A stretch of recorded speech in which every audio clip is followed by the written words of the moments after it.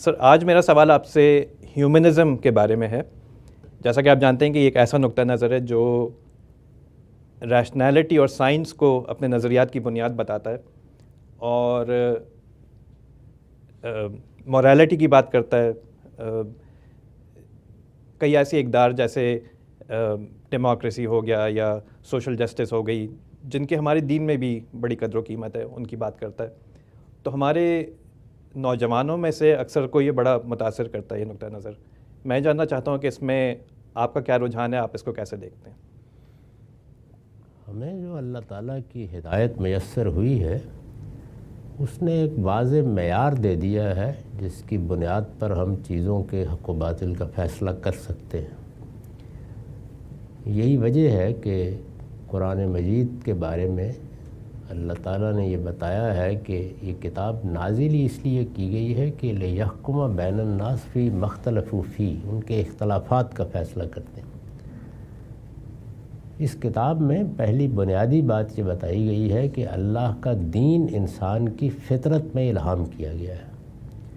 انسان کی فطرت میں انسان جیسے ہی اپنی فطرت کے مطابق عمل کرتا ہے یا فطرت کی کتاب کو پڑھ لیتا ہے، اضطراری طور پر بھی پڑھتا ہے اور اختیار کے لحاظ سے بھی پڑھتا ہے، تو اس سے جو چیز وجود میں آئے گی وہ یہی اخلاقی اقدار ہوں گی جن کا آپ نے ذکر کیا ہے. میں نے اپنی کتابوں میں بھی اس کو بیان کیا ہے اور قرآن نے صریح نص میں اس کی وضاحت کی ہے کہ انسان کو جب اللہ تعالیٰ نے بنایا اور سنوارا ہے تو فَأَلْهَمَهَا فُجُورَهَا وَتَقْوَاهَا. اس کو میں نے اس طرح تعبیر کیا ہے کہ جس طرح مجھے اس دنیا کو دیکھنے کے لیے یا اپنے وجود کو دیکھنے کے لیے حواس دیے گئے ہیں، یہ حواس صرف ظاہری نہیں ہیں، اسی طرح مجھے باطنی حواس بھی دیے گئے ہیں.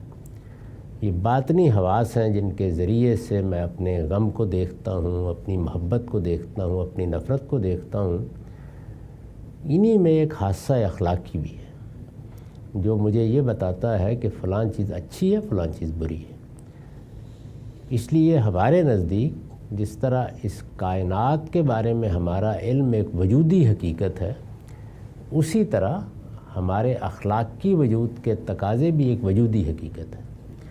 اب دو نقطہ نظر دنیا میں ہوں گے، تیسرا بھی ہو سکتا ہے لیکن وہ تو پھر صرف فساد ہے. دو نقطہ نظر ہوں گے، ایک یہ کہ انسان کو جتنا علم دے کے اللہ تعالیٰ نے بھیج دیا ہے اس پہ اکتفا کر لی جائے اور اس علم کو سامنے رکھ کر مادی دنیا کو تحقیق کا موضوع بنایا جائے اور انسان کے لیے سہولتیں پیدا کی جائیں. یہ نقطہ نظر ہے جس کو دور حاضر میں آپ ہیومنزم سے تعبیر کرتے ہیں. یعنی انسان ہی مرکز ہے، جتنا علم انسان کے اندر ودیت ہے وہی بنیاد ہے. انسان اس علم کو تحقیق کر کے بڑھا سکتا ہے لیکن یہ بڑھانے کا عمل بھی انسانی عمل ہوگا، اس میں کوئی خارجی قوت کام نہیں کرے گی. تو اس چیز کا ظہور دو شکلوں میں ہوتا ہے. یعنی ایک طرف آپ سائنسی تحقیقات کرتے ہیں، اس سے نئی نئی چیزیں دریافت کرتے ہیں، ایجادات کرتے ہیں، اپنے لیے سہولتیں پیدا کر لیتے ہیں یا اپنے ذوق تجسس کی تسکین کرتے رہتے ہیں. اور دوسری جانب وہ جو بنیادی اخلاقیات انسان کے اندر ودیت ہے اس پر مبنی دنیا کا نظم یا اپنی معاشرت کا نظم قائم کرنے کی صحیح کرتے ہیں. تو جن اقدار کا آپ نے ذکر کیا ہے وہ اصل میں وہیں سے پیدا ہوئی ہیں. یعنی کوئی کہہ سکتا ہے کہ یہ انسانی ہے، ہمارے نزدیک یہ الہامی، یعنی اللہ کا الہام ہے جو اندر موجود ہے. اس الہام پر آگے کچھ مسائل پیدا ہوتے ہیں. یعنی یہ چونکہ بالاجمال ہے تو اس لیے مسائل پیدا کرتا ہے. ان مسائل میں رہنمائی اللہ تعالیٰ نے اپنے پیغمبروں کے ذریعے سے کی ہے.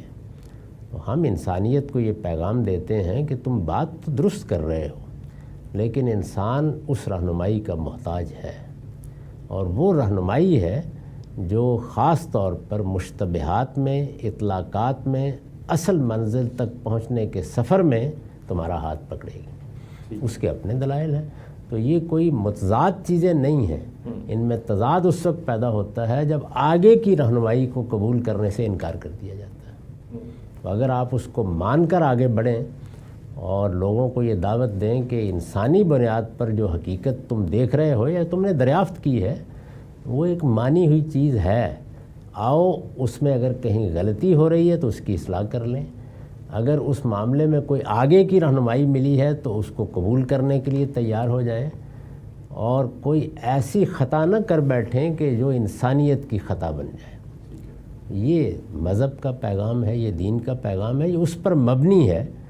مجھے اگر یہ پیغام ہیومنزم کے حامیوں کو دینا ہو تو میں یہ کہوں گا کہ تعالوا الی کلمۃ سواء بیننا و بینکم، آؤ اس بات پر جو ہمارے اور تمہارے درمیان مشترک ہے، لیکن اس مشترک بات میں آگے بھی کچھ مراحل ہیں، وہ پیغمبروں کی رہنمائی میں طے کرنے چاہیے. ٹھیک ہے سر، بہت شکریہ، بات واضح ہوئی.